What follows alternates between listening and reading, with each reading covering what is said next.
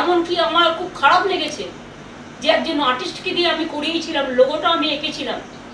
আপনাদের আমার উপর রাগ থাকতেই পারে, যেটা দেখে আমাদের ছোট ছোট ভাই বোনেরা, স্পোর্টস লাভাররা গিয়ে সেলফি তুলত।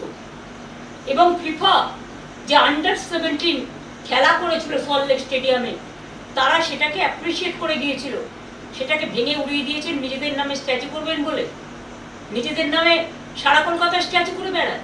আজকে আপনারা করবেন, কাল ক্ষমতায় থাকবেন না, কালকে অন্য যারা আসবে একই পথ তারা অনুসরণ করবে। ওই আমরা তো এটা করিনি। আমরা তো লেনিনের মূর্তিতে হাত দিই, আমরা তো স্ট্যালিনের মূর্তিতে হাত দিই, আমরা তো চার্চিলের মূর্তিতে হাত দিই, আমরা তো শ্যামাপ্রসাদ মুখার্জির মূর্তিতে হাত দিইনি, যদিও আমরা জানি যে তারা বিভিন্ন বিরোধী দল বিলংস করে। তার সত্ত্বেও তার কারণ এটা যার যার নিজস্ব আদর্শ, নীতি বা রুচির উপর নির্ভর করে। তো আজকে আপনারা যে রাষ্ট্রীয় সন্ত্রাস করছেন, যদি চেয়ার বলে আমি 2500 লোককে জেলে পুরবো, আর তৃণমূল কংগ্রেস কর্মীদের জন্য আলাদা জেল তৈরি হয়েছে, আমি তো মনে করি তার প্রথমে জেলে যাওয়া উচিত। সারদা থেকে নারদা কোথায় নেই তিনি। আজকে যারা অর্ডার দিচ্ছে তারাই তো আউট অফ অর্ডার।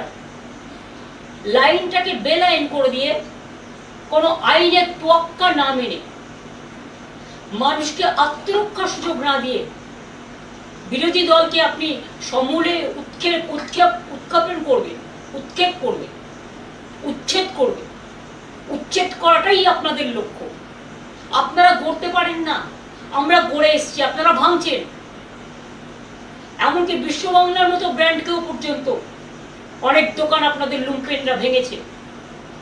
কার বিধাননগর থেকে আমি শুনেছি সুফল বাংলা গরিব মানুষ সহজে অল্প সস্তায় খাবার পেত, সেটাকেও তুলে নেওয়া হয়েছে।